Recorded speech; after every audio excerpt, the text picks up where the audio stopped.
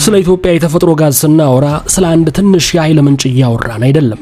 እያወራን ያለነው የሀገርን የኢኮኖሚ ገጽታ ሙሉ በሙሉ ሊቀይር ስለሚችል ታላቅ ሀብት ነው። እስቲ ቁጥሮችን እንመልከት፣ ምክንያቱም ቁጥሮች አይዋሹም። በሶማሌ ክልል ኦጋዴን ተፋሰስ ውስጥ በአሜሪካው ታዋቂ ኩባንያ ኔዘርላንድ ስዌልና አሶሺየትስ የተረጋገጠ 7 ትሪሊዮን ኪዩቢክ ጫማ የተፈጥሮ ጋዝ ክምችት አለ። ይህ ቁጥር ምን ማለት ነው? እስቲ ላፍታ ቆም ብለን የዚህን ቁጥር ግዝፈት እናስብ። 7 ትሪሊዮን ማለት ኢትዮጵያ ለሚቀጥሉት ከ50 ዓመታት በላይ ለሚሆን ጊዜ በእጅጉ ለሚያስፈልጓት የማዳበሪያ የመብራትና የኢንዱስትሪ ፍላጎቷ የሚበቃ የኃይል ምንጭ አላት ማለት ነው። ይህ ኢትዮጵያን ከሳህራ በታች ባለው የአፍሪካ ክፍል ብቸኛ የተፈጥሮ ጋዝ ላኪ ከሆኑት ከሞዛምቢክና ታንዛኒያ ጋር የሚያሰልፍ ዓለም አቀፍ ደረጃውን የጠበቀ ክምችት ነው። ስለሆነም ይህ የኢኮኖሚ ጨዋታን የሚቀይር ግዙፍ ሀብት ነው። ታዲያ ይህ ሀብት ለመሆኑ ኢትዮጵያን እንዴት ሊለውጥ ይችላል? በመጀመሪያ የኃይል ነፃነትን ያረጋግጣል።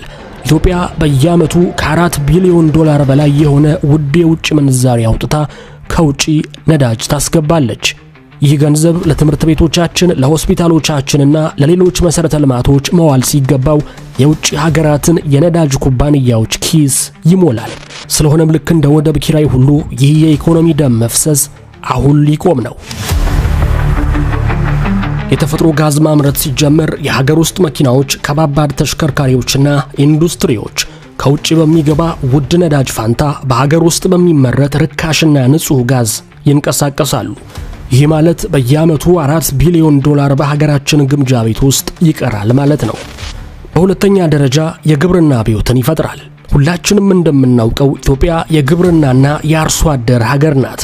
ነገር ግን ገበሬዎቻችን በውጭ ምንዛሪ እጥረት ምክንያት ማዳበሪያ በወቅቱ ሳያገኙ ሲቀሩ ምርታቸው ይቀንሳል። በዓመት ከ1.3 ቢሊዮን ዶላር በላይ ለማዳበሪያ ግዢ እናውጣለን።